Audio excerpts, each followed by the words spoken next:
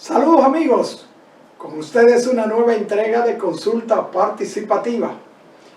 Esta entrega que hemos preparado siempre con la esperanza de que el contenido seleccionado para someter a su consideración resulte de su interés, resulte de su agrado. Saben ustedes que transmitimos a través de Carivisión, canales 26 de Claro, Altiz, y 54 de Altiz, La Voz del Trópico. Y que también estamos en nuestras redes sociales, en nuestro canal de YouTube como Consulta Participativa. Les exhortamos que se suscriban a nuestro canal de YouTube para que reciban todo el contenido que preparamos de manera especial y directa. También estamos en las redes sociales.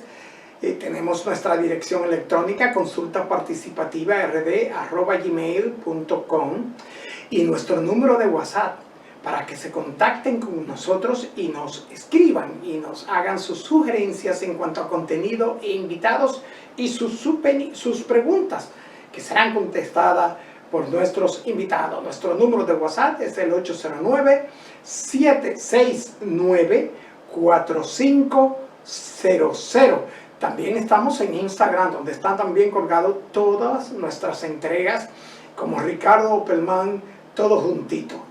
Bien amigos, saludamos siempre con mucho cariño a todos nuestros amigos televidentes que nos dispensan su compañía en esta hora, y también a todos nuestros amigos, seguidores y televidentes a través de la web, a todos aquellos que nos siguen allende los mares.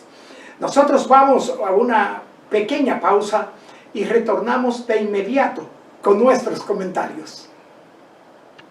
Bien amigos, nuestros comentarios de hoy vamos a iniciarlo con unas declaraciones del director del Servicio Nacional de Salud, el doctor Santiago Jacín, quien declaró que la República Dominicana pagó el inicial para la compra de 10 millones de vacunas de COVID-19.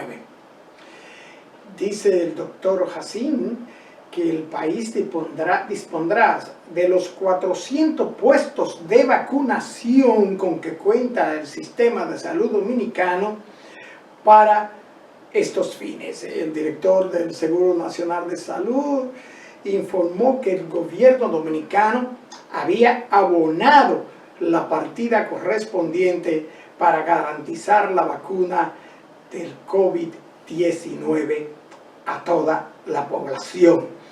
Y esto realmente es una gran noticia, puesto que, como todos ustedes saben, amigos televidentes, el COVID no para. Si bien es cierto que se han reducido la cantidad de contagiados diarios, no es menos cierto que el COVID está con nosotros y no se ha ido. Muestra de esto también es que los dominicanos no queremos sustraernos y someternos por nuestro bien, por nuestra salud, a las orientaciones de las autoridades. Tal es el caso de este fiestón que se organizó en el Parque Duarte el día sábado pasado, y amigos, la policía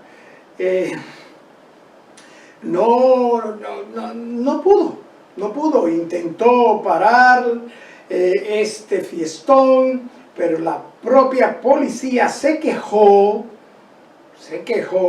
de que el dominicano no quiere obstemperar, no quiere cumplir con las disposiciones de las autoridades en cuanto se refiere a llevar mascarilla, a observar el distanciamiento social. El Parque Duarte se convirtió en una zona de fiesta.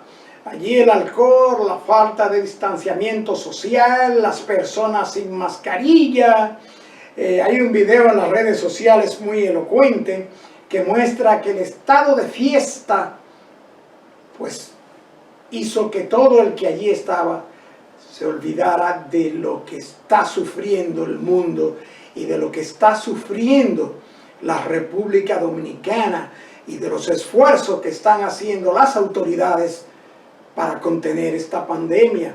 La policía en su queja señaló que en las calles y avenidas las personas pululan sin mascarilla, sin ninguna justificación, y que un operativo realizado precisamente el sábado 17, el sábado próximo pasado, se detuvieron a 1.535 personas, mientras que diariamente los apresados rondan entre los 500 y las 700 personas. Se cerraron 13 negocios, 829 motocicletas retenidas y 123 vehículos. Figúrense ustedes, amigos televidentes, y lo que llevamos a carta acabar, pues las directrices de la autoridad en riesgos continuos e irresponsables. Amigos, ayer lunes, se celebró el Día Mundial del Cáncer, el Día de Prevención del Cáncer de Mama. Y ciertamente que las cifras son duras, muy duras. De acuerdo a la Organización Mundial de la Salud, cada año se producen 1.38 millones de nuevos casos de cáncer de mama. Ojo, y 458.000 muertes. Es la causa de muerte entre las mujeres más frecuente. Es doloroso. Cada año en las Américas solamente, para referirnos a nuestra área, a nuestro entorno, 460.000 a 500.000 mujeres se diagnostican con cáncer de mama y 100.000 de ellas desgraciadamente mueren. Las tendencias para el año 2020 continúan y se prevé que el número de mujeres diagnosticadas con cáncer de mama aumente en un 34%.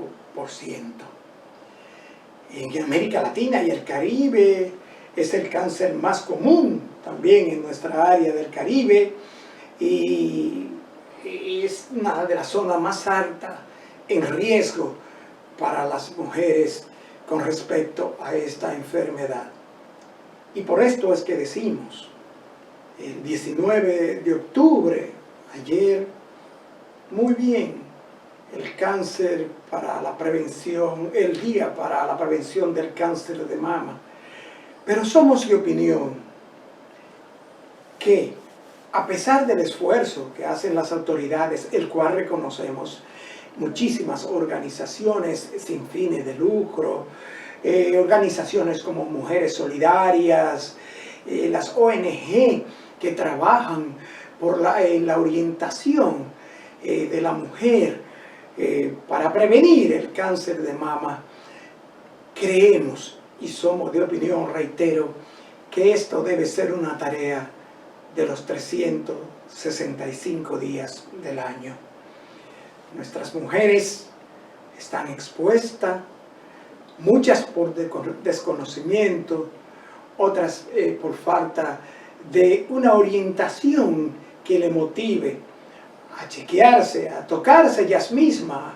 Hay inclusive organizaciones que muestran un autochequeo, cómo la dama puede realizarse un autochequeo para prevenir de manera temprana el cáncer de mama.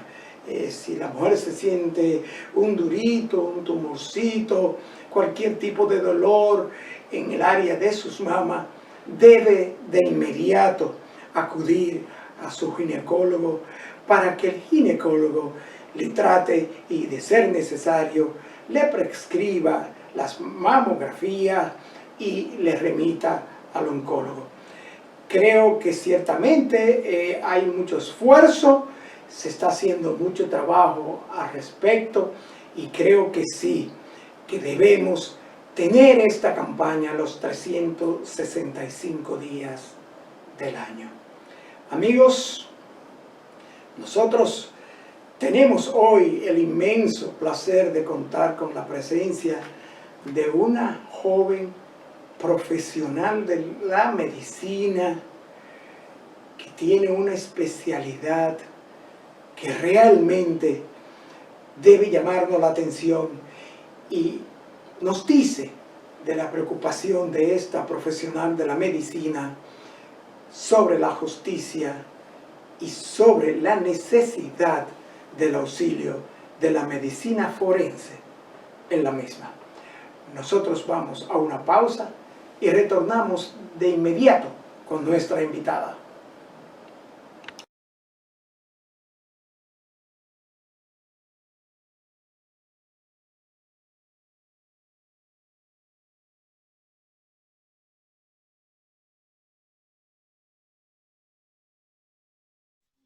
Bien, amigos, como les decía, hoy tenemos en consulta participativa el grato placer, el inmenso placer de contar con una profesional de la medicina que nos llamó muchísimo la atención su calidad, su historial, su preparación y sobre todo, insisto, la calidad que tiene para tratar a las personas con las que trabaja.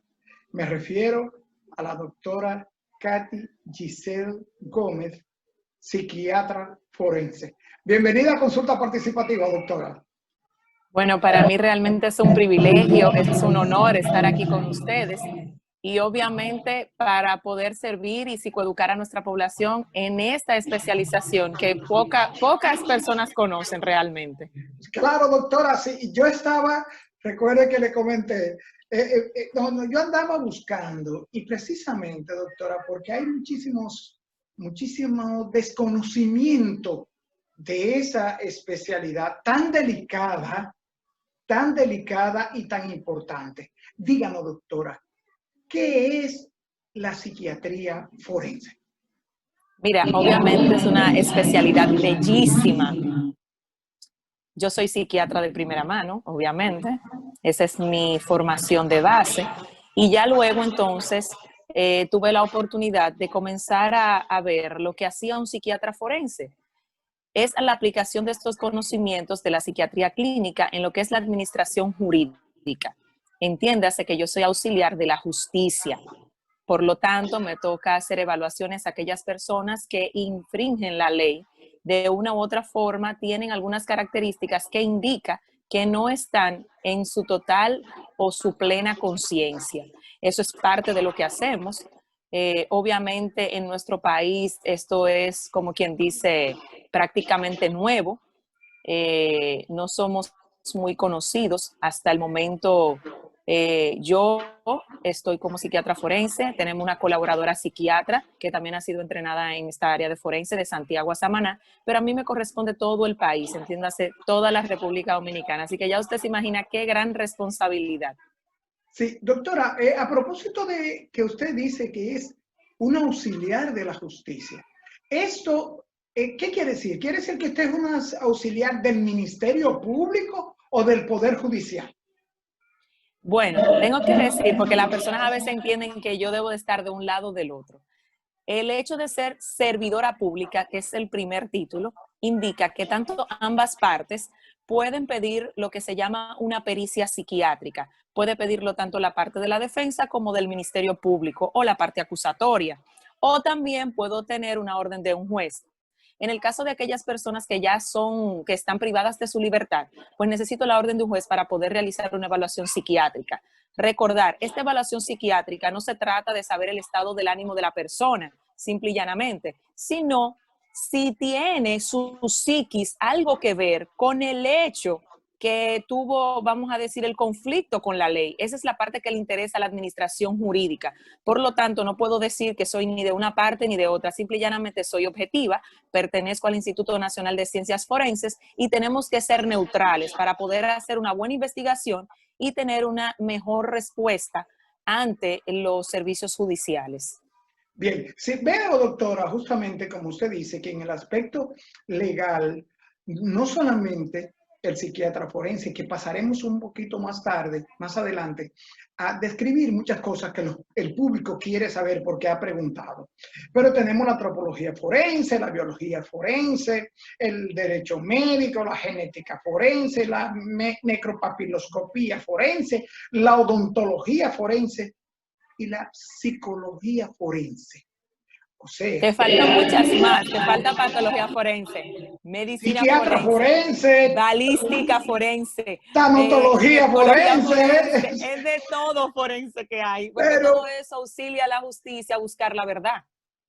pero me llama la atención que dentro de todas esas especialidades forenses no encontré la psicología forense.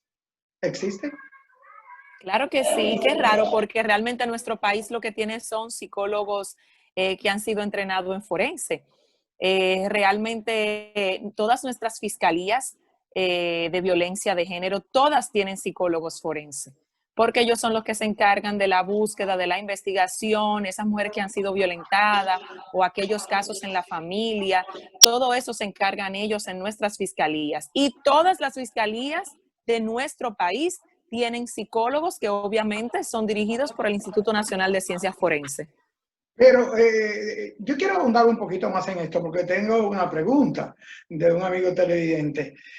¿Cuál entonces realmente en materia legal, en materia judicial, cuál es el aporte y la diferencia realmente entre el psiquiatra forense y la psicóloga o el psicólogo forense? Bueno, Es el aspecto médico. es que es abismal. Académicamente no podemos ser ni siquiera igual. Yo soy médico de base, yo hago una carrera en medicina de 5 años a 6 años, que en otras universidades también. Luego de esto hacemos 4 años de una especialización en psiquiatría, trastornos psiquiátricos, donde envuelve la parte no solamente emocional, sino que también envuelve todo lo que es biológico, porque recuerden que hay algunas enfermedades psiquiátricas que son provocadas por enfermedades orgánicas. Por lo tanto, eso no lo sabe el psicólogo. El psicólogo, para hacer sus diagnósticos, necesita auxiliarse de pruebas psicométricas para poder llegar a una conclusión. Yo no las necesito porque obviamente soy médico. Entonces, comenzando por esa diferencia académica es bastante importante. Aparte de todo eso, hay que hacer 2 años de una especialidad en forense. En mi caso, al ser la primera en nuestro país, yo tuve que realizar todas estas especializaciones aparte. Entiéndase, entrenarme en balística, en documentoscopía, en medicina forense, en toxicología, hacer peritaje por un lado, hacer pericias, o sea, tuve que tener un mayor esfuerzo, pero no importa, porque eso hizo que hoy en día ese campo se abriera y hoy ya tenemos formada desde el 30 de junio de este año las residencias médicas en psiquiatría forense. O sea que ya en un par de años ya yo voy a tener 2 formados en nuestro país y así van a seguir creciendo los psiquiatras forenses. Pero es mucha la diferencia. Yo no necesito de pruebas psicométricas para decir fulano tiene tal diagnóstico. Ellos sí. O sea que según estuve investigando, realmente ambos son importantes, Así es. pero la ley, la justicia los demanda en función de la comprensión de la mente y el comportamiento humano. Así es. Y realmente tenemos que recordar también que no son las mismas sugerencias, obviamente, a nivel psiquiátrico que a nivel psicológico. Como médico, nosotros tenemos vamos a decir, las herramientas para poder decir, sí, mira, yo saqué estas pruebas biológicas, que es con lo que tú vas a tribunal, para decir, no, mira, él no es un psicópata, él no es un agresor sexual, porque tiene una lesión en esta área de su cerebro y esto indica que por estas lesiones probablemente su conducta sea esta. Entonces eso nos hace bastante diferente. Aquí lamentablemente una de las cosas que tenemos que ir mejorando es que nuestros psicólogos solamente evalúan a la víctima y se cree que solamente el psiquiatra es quien debe trabajar la víctima o el victimario. Realmente en lo forense debemos hacer toda la investigación posible. De una u otra forma también somos investigadores, porque si yo necesito hacer un trabajo de campo, pues entonces tengo que hacer todo este engranaje.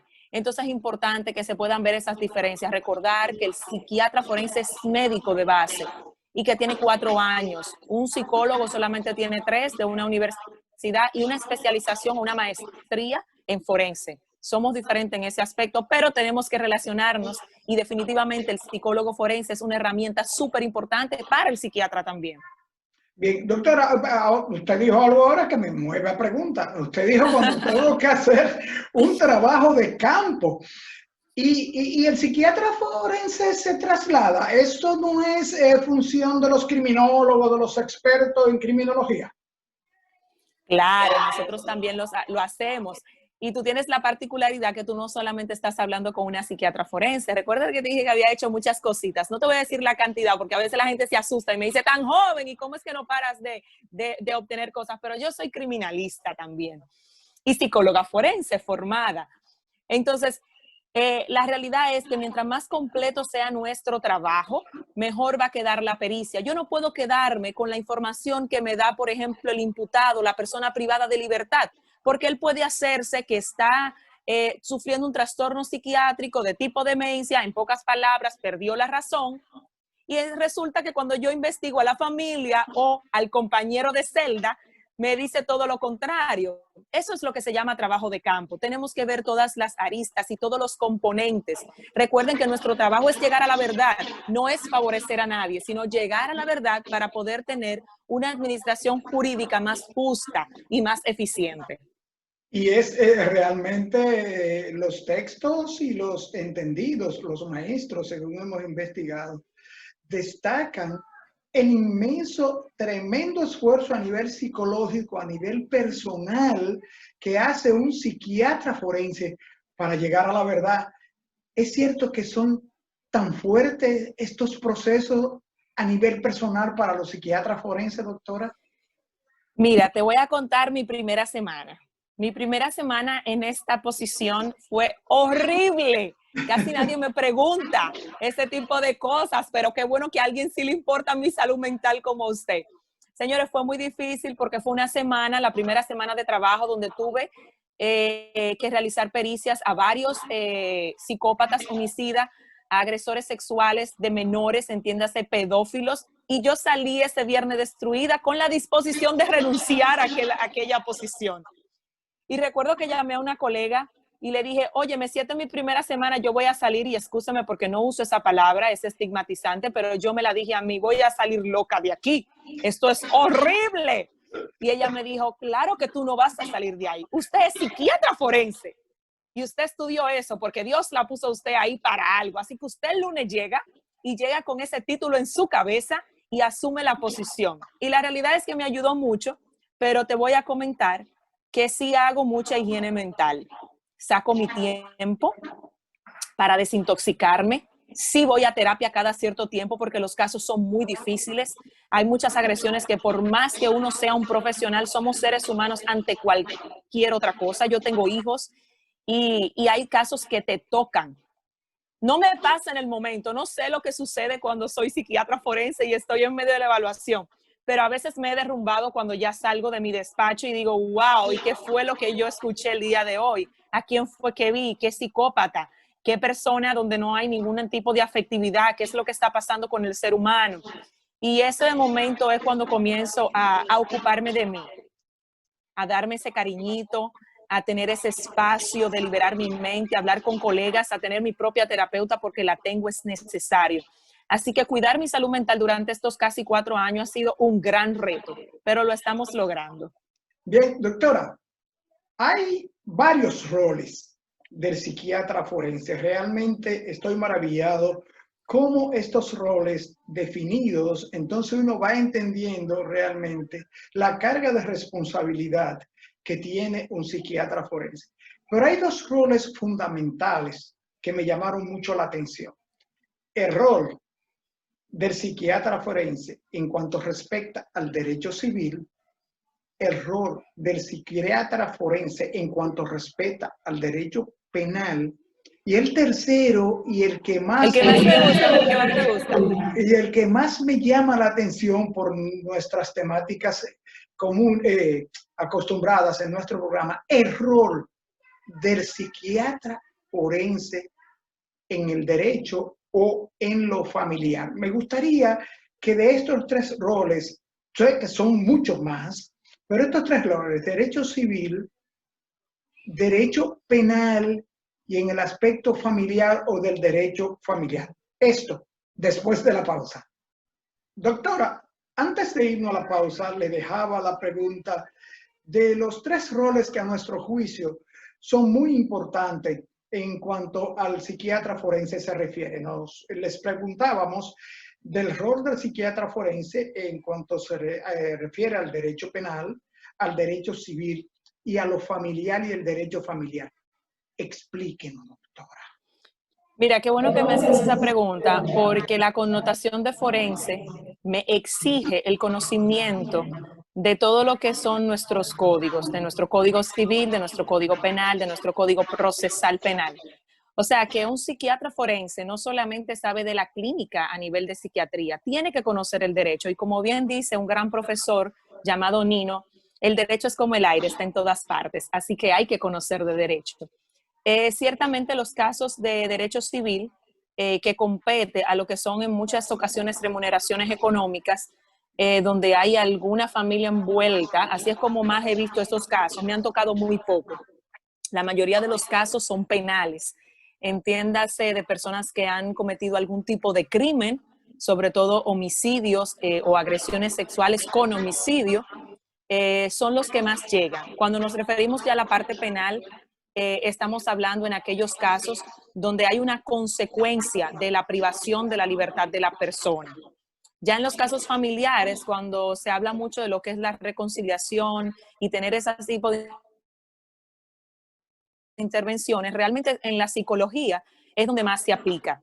Yo he tenido sí casos donde he tenido que hacer un trabajo de campo, por ejemplo, alguna acusación dentro de la familia, que hay un abuelito o una abuelita que ha sido agredida por un nieto o por alguno de sus familiares, pues entonces ahí hay otras instituciones que requieren de mis servicios. Por ejemplo, la institución de CONAPE, la del adulto mayor, a veces en ocasiones ellos requieren el trabajo en conjunto con psiquiatría forense.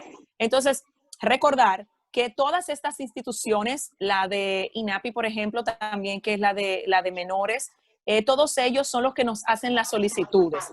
Estas solicitudes llegan a través del Instituto Nacional de Ciencia Forense y obviamente me llegan allá a mi despacho y ya luego de que vemos si realmente posee los criterios para que se realice una pericia psiquiátrica, pues entonces nosotros aceptamos el caso. Pero estas connotaciones o estos roles, dependiendo de lo que se pida, vendrá de la institución correspondiente. Obviamente lo que más se reciben son de litigación inicial, entiéndase casos penales, porque como te digo, muchas veces son homicidios o agresiones a menores de edad como pedófilos y ese tipo de casos. Entonces, la mayor parte que recibo son penales. Y he tenido ya la experiencia con el Departamento de Civil y también de Familia por 2 o 3 casitos que hemos tenido también. Bien, doctora, explicado esto, viene la pregunta fuerte, la que yo considero la pregunta fuerte. Y según como yo he investigado sobre usted, usted es... Vamos a ver. Si no es lo máximo, es lo máximo. ¿Qué es el perfil criminal? Mira, es una pregunta que yo creo que es la primera vez que alguien la hace de la forma correcta, porque a veces quieren que yo haga una perfilación de un psicópata, me llaman para hacerme una entrevista sobre eso, o me hacen una pregunta que es un perfil de un agresor sexual. Y la pregunta correcta es el perfil criminal. ¿Qué nosotros estamos buscando? Las personas están acostumbradas a ver sus películas de CSI, Criminal Minds. Incluso hay gente que me dice que yo soy la CSI dominicana. Pero resulta que no es para nada como se ve. Yo no tengo que ir a recolectar evidencia. Yo no tengo que ir a un laboratorio a hacer pruebas de ADN, de buscar huellas dactilares. No. Yo tengo que sacar y hacer un análisis de todo lo que es la conducta o las expresiones de este criminal. Entiéndase que para esto hay técnicas. Eso no se hace a lo loco. Hay unas evidencias que son por ejemplo, la víctima es una de las evidencias. Hay muchísimas características que el agresor deja en la víctima. Por ejemplo, si la persona ya la encuentran en sin vida, la posición en la que está, la raza, el sexo, todo eso nos va dando una característica de nuestro agresor. Es como un mapa psicológico que vamos haciendo, la zona donde se realice, cómo dejó la escena del hecho. Entonces, todas estas técnicas se comienzan a aplicar para tener un perfil general. No es que no existe, por favor, que la gente entienda eso, un perfil específico para el homicida. Claro, en los casos de asesinos seriales sí tenemos características que son comunes entre ellos y obviamente está la parte del psicópata, el trastorno antisocial de la personalidad. Regularmente viene encaminado con eso, porque tú y yo que no tenemos ese tipo de conducta no podemos decir que somos antisociales, ¿verdad que no? Pero ellos sí, no tienen afectividad, no tienen emociones, regularmente han tenido una infancia donde han sufrido abandono, deterioro de parte de los familiares, o sea, todo eso nosotros lo buscamos, pero es en base a técnicas. O sea, doctora, perdón la interrupción, No, tranquilo. es como decir el perfil del agresor conocido y del agresor desconocido, ¿es esto? Mira, en el caso de aquellos, tenemos una generalidad y partimos siempre de la generalidad o de las estadísticas. Lastimosamente en la República Dominicana no tenemos. Estoy realizando el primer estudio que tiene que ver con cuáles son los trastornos psiquiátricos más frecuentes de aquellos que delinquen, edad y sexo. Estoy trabajando en eso todavía porque es un estudio que tiene varios años y no se puede hacer a la ligera. Pero, por ejemplo, en los Estados Unidos, que es donde existe una gran criminalidad y un gran registro de estas agresiones, ellos tienen métodos ya computarizados. Por ejemplo, tienen no sé si tú sabes quién es Sherlock Holmes, pero todo el mundo lo conoce. Por ejemplo, investigador o detective, ellos tienen un programa que se llama a sí mismo Holmes. Y aquí, por ejemplo, aquellos que son criminales no conocidos se pueden buscar en una base de datos y unir todas las características dependiendo de lo que encontremos. Entonces, nuestro país no tiene nada de eso, pero sí, obviamente, podemos ir ya partiendo vamos a decir, de agresiones que han sido históricas en nuestro país y de algunos psicópatas que hemos tenido a nivel público y que todo el mundo ya conoce.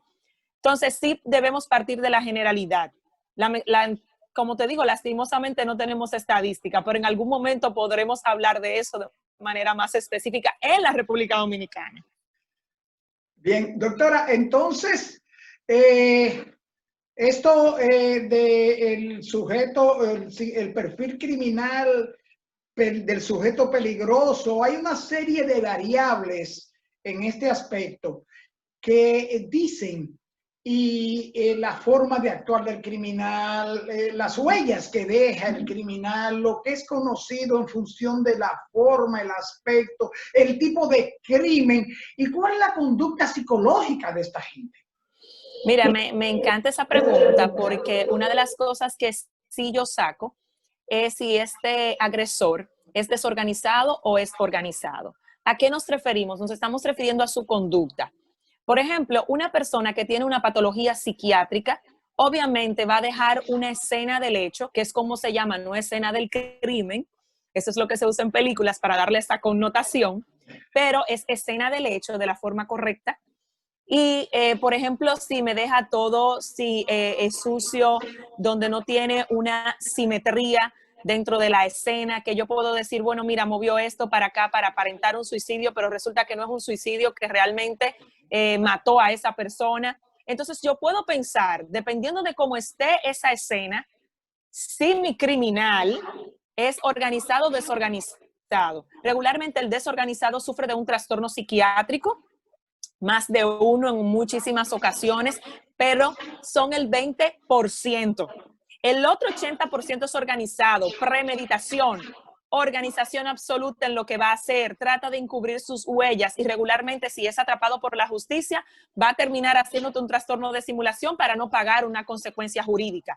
Entonces, mira lo interesante que es cuando entra ese psiquiatra y sí conoce las patologías y puede decir, no, este no tiene nada, él está fingiendo. Es un diagnóstico de los más finos que hace el psiquiatra forense, el trastorno de simulación, para poder entonces llevar a ese tribunal, guiarlo y que puedan tener una decisión adecuada con respecto al crimen o a lo que ha cometido esta persona en esa infracción a la ley. Pero es súper interesante. Doctora, es cierto que uno de los perfiles más conocidos en el asunto del criminal, del perfil del criminal, es la ausencia total de remordimiento del individuo. Así es, y eso es muy duro, por eso te hablaba de la afectividad. Estas personas no sienten en ningún tipo de emoción, de tristeza por lo que han hecho, no tienen remordimiento, se van a la cama como si se bebieran una taza de café. Y eso es parte de lo que hace y es una de las características principales del psicópata. Mira, a mí me gusta mucho el psiquiatra forense Michael Stone. Yo utilizo a discreción esta escala de índice de la maldad que él tiene, porque él te va dando ciertas pautas y características. Por ejemplo, tú y yo estaríamos dentro de esa escala, ¿sabías? ¿De cuál escala, doctora? La gente se asusta, pero claro que sí, porque si alguien viene a agredirme, yo me voy a defender. ¿Te das cuenta? Todos tenemos algo, pero aún así, si tú y yo en proporción se nos va la mano, vamos a sufrir contra. Le hicimos algo mayor a lo que se nos hizo. ¿Qué pasó? Lo hice mal. Pero a medida que va subiendo ese grado de maldad, la persona va teniendo menos afectividad. Y me encantan los estudios que esa persona ha hecho porque es el que más ha estudiado el cerebro criminal para ver si hay alguna anomalía, si hay algún tipo de efecto o lesión dentro del órgano cerebral. Pero la realidad es que estas personas no tienen remordimiento, cero afectividad y no tiene nada que ver con ningún otro trastorno psiquiátrico. Pero sobre todo, y yo quiero que eso se entienda, eso no significa que estas personas no deben pagar su consecuencia por sus acciones. Simple y llanamente estamos hablando de personalidad. Ellos están conscientes que lo que hacen es malo y están infringiendo la ley y aún así lo hacen. Doctora, pregunta de un amigo de consulta participativa. El problema de la conducta del individuo en la infancia tiene que ver con la conducta antisocial en la vida adulta. Muchas veces sí. Hay que recordar que no solamente es la genética, el ambiente donde nos desenvolvemos influye de manera importante la parte sociocultural. No es lo mismo que yo vivo en una zona donde no hay delincuencia, donde yo no vendo, donde no se ven esos ventorrillos de esos puntos de droga, a estar dentro de ellos y aprender ese modus de vivir, esa forma, ese estilo. Tú vas adquiriendo ciertas características que obviamente el que tiene otras oportunidades no la tiene. Así que casi siempre, y es muy penoso, aquellas personas que no tienen cubiertas sus necesidades básicas pertenecen a este renglón. No podemos decir todos porque sería muy totalitario. Hay personas que sabemos que no han tenido nada, que han vivido en una pobreza extrema, que han tenido todo esto que yo he dicho y no salen así. Pero obviamente tienes más oportunidades y de tener este tipo de conducta si ese es tu ambiente. Doctora, cuando vemos a un individuo impulsivo, una persona con falta de control, ¿es esto una de las características del perfil de un criminal? Mira, algunos sí tienen impulsividad, pero yo quiero aclarar que el trastorno del control de los impulsos, ya eso sí implica algo que los hace disfuncional. Hay personas que tienen muy baja tolerancia a la frustración, a las críticas, y lamentablemente esto sí tiene que tratarse por psiquiatría. No diría que es un exculpante para la parte jurídica, pero sí necesitaría ya un tratamiento psiquiátrico. Hay órganos en nuestro cerebro, áreas del cerebro, que se encarga de controlar este impulso, como la amígdala, de frenarnos. Hay una parte aquí en el frontal que es juicio y razonamiento, donde se encuentran esas áreas 1, 2 y 3. Y esto nos ayuda a tener ese mayor control. Pero cuando hay algún tipo de lesión o un trastorno del control de los impulsos, ya la cosa cambia. Doctora, finalmente. ¡Ya se acabó! Estamos terminando, doctora. Esta pregunta es fundamental para, entiendo yo, la edificación de la aplicación y de lo que aplica en justicia. ¿Cuánto depende una sentencia condenatoria del trabajo de un psiquiatra forense? Ay, no me haga eso. Es increíble, pero mira, te voy a hablar de mi experiencia así cortito. No me gusta que el juez entienda que yo decido, porque eso no me compete. A mí lo único que me compete es, como te decía, en una ocasión ser neutral. Yo voy a decir lo que está pasando a nivel conductual con esa persona, la responsabilidad del veredicto y finalmente lo que se hará con esa persona en su destino debe tomarla el juez. Ellos siempre me preguntan, ¿y usted qué cree que podemos hacer? Y mi respuesta siempre es la misma, no me compete. No me toca hablar de inimputabilidad con este tipo de personas. Ellos siempre entienden que es mi responsabilidad, pero sí es muy importante todo lo que el psiquiatra dice y de la forma en la que esa información es llevada para el entendimiento. Sí debo decir que me toca dejar bastante claro el hecho de que si yo tengo a un psicópata, los psicópatas, eso no mejora, eso no se cura. Y yo tengo que dejarle eso claro para que ellos puedan tomar decisiones más acertadas en cuanto al destino de esa persona. Bien, doctora, no sabemos mucho de derecho, pero entonces podríamos decir que un psiquiatra forense es un cuarto imparcial. Así es. Bien, amigos televidentes, lamentablemente el tiempo en televisión es fuerte, es corto. Doctora, ¿verdad que sí que es corto? No me agradó eso, pero me debes otra invitación. Bien, doctora, pues las puertas de consulta participativa están abiertas y sí vamos, doctora, a tener otra entrega de consulta participativa porque se nos quedan muchas preguntas, muchas inquietudes y muchas cosas por decirle a la gente sobre este tema. Doctora, 1.000.000 de gracias. Bye bye, gracias. Gracias, bye, doctora. Bien, amigos, después de esta maravillosa participación de la doctora Katy Giselle Gómez, donde nos ha dado una verdadera cátedra de lo que ustedes querían saber, y tanto como yo, el asunto del psiquiatra forense. La doctora Katy Giselle Gómez es realmente una profesional excepcional. Les reiteramos nuestras gracias a la doctora por aceptar nuestra invitación. Y a ustedes, amigos que nos siguen, amigos que nos sintonizan, nuestra exhortación de siempre. Por favor, hazlo por ti. Hazlo por tus familiares, tus amigos, tus semejantes, tus compañeros de trabajo, las personas que amas. Hazlo por los envejecientes. Hazlo por todo ser humano. Conviértete en una herramienta de salud. Quédate en casa. Por favor, quedémonos en casa. Amigos televidentes, nos vemos en la próxima entrega.